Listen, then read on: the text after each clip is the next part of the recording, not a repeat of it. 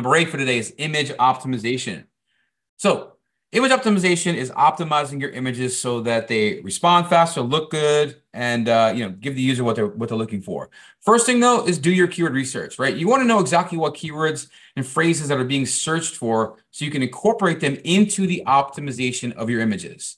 You also want to make sure you choose the right picture, right? Pictures should be contextual. They should be relevant to what you're talking about or what the information is on the page. So if you're talking about, a men's blue shirt, but the picture's got somebody in red shirt, well, that's not contextually good. Got to make it relevant, Try using images that support the content on the page and that are closely related to those keywords that you're trying to optimize for.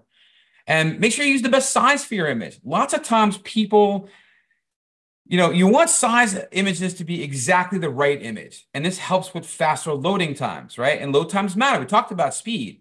So you want to make sure your image is sized properly. So for example, maybe you took a photo, you've cropped it, it's 2,000 pixels by 1,000 pixels, but you're putting it on a desktop in an area that's only 500 by 250. Well, you don't want to load a 2,000 by 1,000 image into a smaller space. You want to create a 500 by 250 image and put the exact size image into the exact space you're looking for, because otherwise you're just putting in too much code. You don't need all that stuff. Right? A quarter size of the image is going to work exactly the same. It's going to look just as good, and it's not going to take as long to load. And you also want to make sure that you're loading different size versions for all photos for desktop versus mobile. Now, if you're using WordPress, there's plenty of plugins out there that you can help. I'm not going to go recommending plugins at the moment, but there's things like, like Smush and Imagify, and there's a few of them out there. And many of them will you upload the main image and it'll do the compression and shrinking to what you need and give you multiple options that you could use. But speed matters, and the right size image will make a difference with that speed. All right. You also want to name your file correctly. You want the name of your file to be related and relevant to the image that's actually being shown. Because an image name DSC0045, that's not a good file name. But Poodle Puppy 91522 Homecoming.jpg is a good name. Without even looking at the image, what that image is going to be about, right?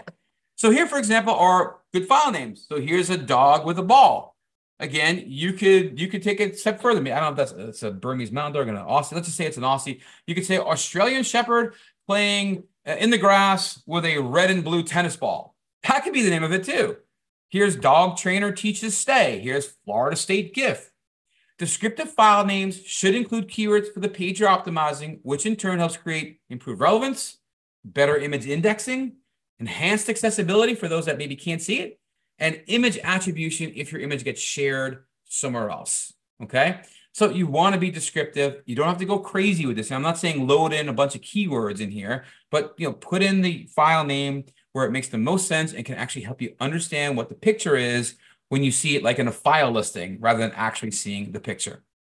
You want to include alt text and title text. Think of alt text as a description of a photo or an image, right? It was designed to be useful for those people that can't see images on a web page, right? Blind or, can't see with, special readers or whatever. The alt text is used and read by a screen reader.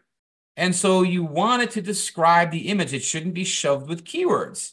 It should explain what it is. So like I said before, the previous page, you definitely could say, like for this one here, right? You could say, I think it's I forget what kind of dog it is, but let's just say Australian Shepherd playing in a grass field with a red and blue tennis ball. That could be the alt. Now, if you wanted to get a little bit more, let's say this was going to go on a dog trainer website, you might, I think I have actually a picture coming up for that. But you could just change it up a little bit. So it's intended for people that can't see, helps the engines understand what the image is about. It's actually required for ADA compliance. We're going to cover that next week. That's a big deal right now, ADA compliance. And so alt text is required to be ADA compliant. And adding images to your Google business profile also helps get your local listing displayed more often. So something else you want to think about with image optimization, not on your website, but in Google, is get clients to leave you a review, have them upload an image, because it can actually help push bad reviews down on the list. It's super kind of interesting. Use your best file format too, right? If you have a flat illustration or artwork, an 8-bit PNG or GIF it was probably the best way to go. And you can reduce the number of colors in the palette. So it still looks good, but it's nice and reduced. For detailed, colorful artwork or photographs, your JPEGs, your 24-bit PNGs are typically used if they got a much larger color palette. When possible, use JPEG instead and adjust the quality settings to compress the image as much as possible while still maintaining image quality. Again, there's a lot of these WordPress tools that can do that. If you know how to use tools like Photoshop as well, you can do those. Those can be, super helpful in minimizing the size and of the image without losing much of the quality. And then, of course, you want to start looking at the new image formats like WebP, for example. WebP will create smaller, richer images that make your website a ton faster. They're 26% smaller in size compared to PNGs and 25 to 34% smaller than a comparable JPEG image without any real loss in quality. So WebP are definitely the newest image source that you should probably be thinking about using. Try to use these things.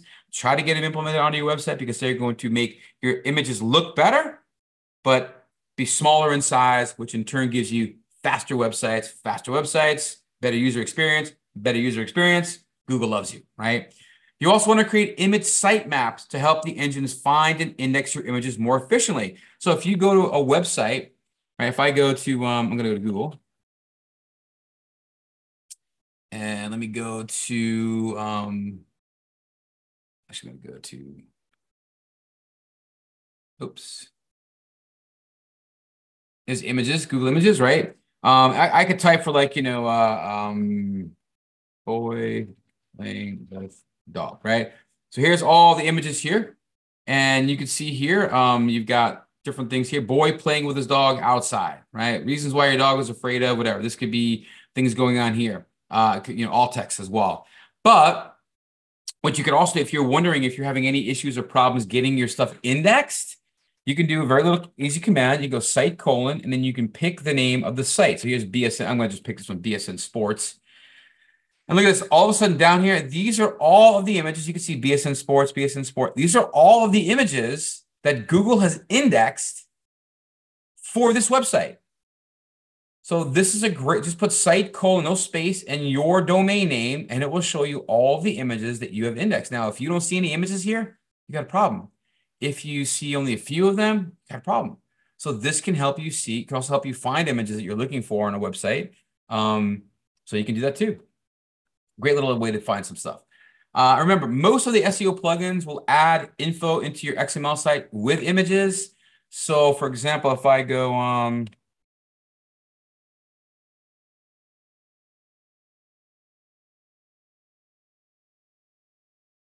that should be the location of my sons. Yeah. If I go to like the page sitemap, this is a site, and you see it says images here. So there's 2 images on this page, 4 on this page, 3 here, 5 here. If I would open up the About Us page. Oh, I didn't mean to do that. Hang on.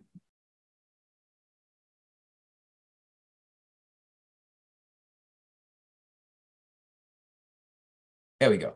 So this is what that looks like behind the scenes when it's not formatted. You can see the URL. This is, my services, the location. But look, image. There's one URL, another URL, another URL, another URL. Here's CrossFit weightlifting class 2022, young man practicing CrossFit workout, right? So also personal trainer, young man practicing CrossFit. I mean, background removed headshot, PNG. We have keywords in the URL where it makes sense. We've got, nice file structure. And the tool itself, the XML tool itself, is actually showing the number of images. So many of them will do that for you, but you do want to make sure that Google can find all the images. And, these plugins will help a lot in doing that.